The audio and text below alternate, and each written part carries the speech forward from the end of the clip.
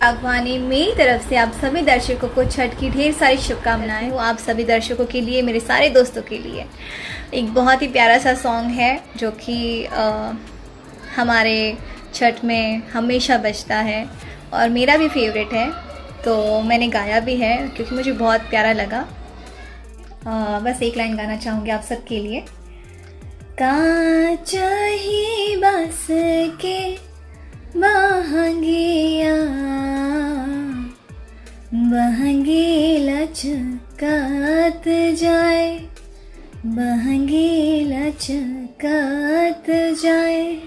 बस यही दुआ करूँगी छठी माता आप सबकी मनोकामनाएं पूरी करे और हमेशा आप लोग खुश रहे और हमेशा स्वस्थ रहे, यही कामना करती हूँ। हैप्पी छठ पूजा आपको और आपके पूरे परिवार को। प्रणाम।